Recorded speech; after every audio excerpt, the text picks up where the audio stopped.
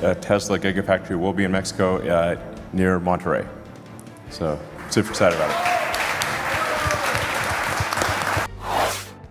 যুক্তরাষ্ট্রের মহাসড়কে প্রচলিত তেল বা গ্যাসের গাড়ির পরিবর্তে ইলেকট্রিক গাড়ির ব্যবহার বাড়াতে ব্যাপক আকারে তোড়জোড় শুরু করেছে বাইডেন প্রশাসন। কয়েকশো কোটি ডলার খরচ করে হলেও বর্তমান প্রজন্মকে ইলেকট্রিক গাড়ির আওতায় আনতে চান বাইডেন। এরই অংশ হিসেবে ইলেকট্রিক গাড়ি চলাচলের উপযোগী করে তুলতে মহাসড়কে যা যা প্রয়োজন সবই ব্যবস্থা করছে সরকার। যুক্তরাষ্ট্রের মহাসড়কে বৈদ্যুতিক গাড়ির চার্জার স্থাপনের কাজও পূর্ণ দমে চলছে। বৈদ্যুতিক গাড়ি নিয়ে যুক্তরাষ্ট্রের পরিকল্পনা, এর সুবিধা অসুবিধা নিয়েই এবারের দৃশ্যপট। সঙ্গে আছি আমি ওমরিনা।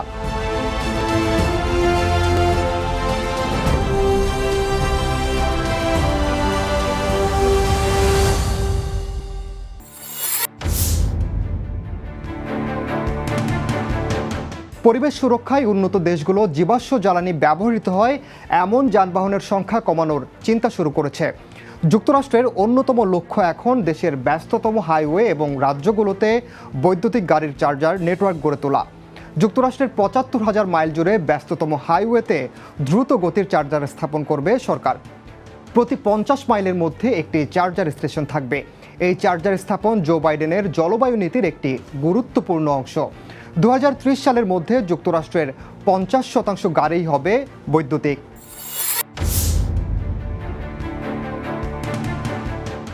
পরিবেশ বান্ধব প্রযুক্তি হওয়ায় বৈদ্যুতিক গাড়ির একটি বড় সুবিধা হলো এটি গ্যাস ও তেল চালিত গাড়ির তুলনায় পরিবেশের অনেক কম ক্ষতি করে।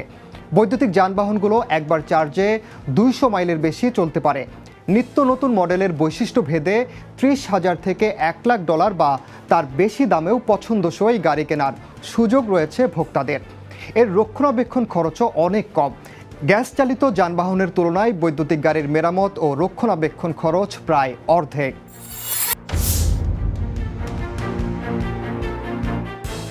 বৈদ্যুতিক গাড়ি ব্যবহারকারীরা নির্বিঘ্নে যেন তাদের গাড়ি ব্যবহার করতে পারেন সেদিকেও নজর দিচ্ছে বাইডেন প্রশাসন। সব মডেলের বৈদ্যুতিক গাড়ি কেন্দ্রীয় সরকারের অর্থায়নে স্থাপিত চার্জার স্টেশন থেকে চার্জ করে নিতে পারবে। এমনকি যুক্তরাষ্ট্রে প্রথমবারের মতো টেসলার সুপার চার্জার সুবিধাও নেওয়া যাবে। অর্থ পরিশোধে ভোক্তারা যেন সার্বজনীন পদ্ধতি ব্যবহার করতে পারেন সেটিও নিশ্চিত করা হবে বলে জানা গেছে। গণমাধ্যম বলছে কেন্দ্রীয় সরকারের অর্থায়নে স্থাপিত চার্জার স্টেশনগুলো সরকার নির্ধারিত বৈদ্যুতিক গাড়ির করিডোরের ১ মাইলের মধ্যে স্থাপন করা হবে।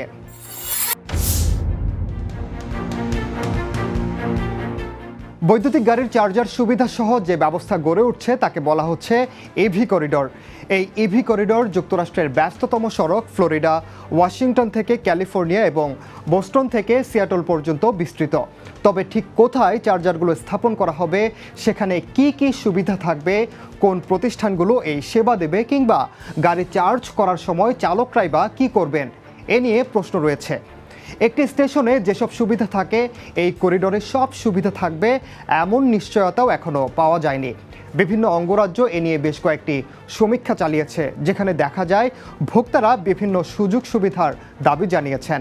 যেহেতু চার্জ করার সময় ২০ থেকে ৪০ মিনিট অপেক্ষা করতে হবে, তাই এই সময়ে খাবারসহ বিনোদনের সব ব্যবস্থা রাখারও দাবি জানানো হয়।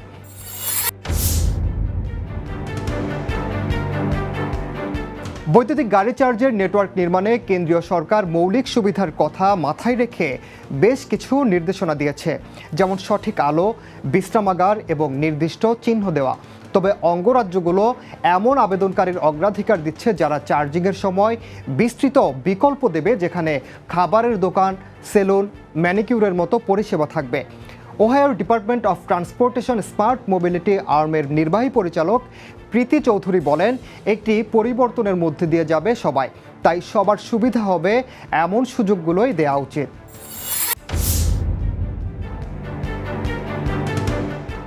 চার্জার নেটওয়ার্কে অর্থায়নের জন্য $750 কোটি মধ্যে প্রথম ধাপে $150 কোটি পাওয়ার দৌড়ে তোড়জোড় শুরু করেছে charge point holdings incorporation, EVgo incorporation এবং টেসলার মতো প্রতিষ্ঠানগুলো।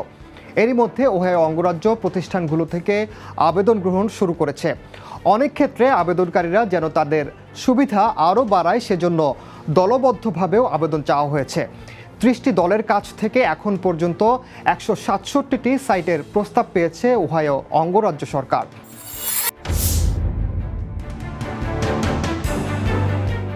রিপাবলিকান গভর্নর যেমন ফ্লোরিডার রন ডিসান্টিস এবং টেক্সাসের গ্রেগ অ্যাবট ডেমোক্র্যাটদের বিরুদ্ধে ওয়াশিংটনে অতিরিক্ত ব্যয় করার অভিযোগ করেছেন।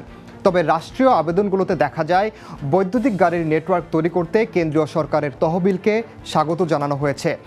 ফ্লোরিডার আশা আগামী 2040 সালের মধ্যে অঙ্গরাজ্যটির 20% যানবাহন বৈদ্যুতিক হবে।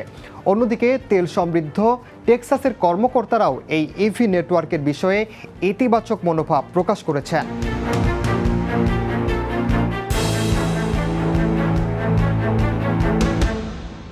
বৈদ্যুতিক গাড়ির সুবিধার পাশাপাশি বেশ কিছু অসুবিধাও রয়েছে। গ্যাস চালিত গাড়ির তুলনায় বৈদ্যুতিক গাড়ি দ্রুত মূল্য হারাতে থাকে।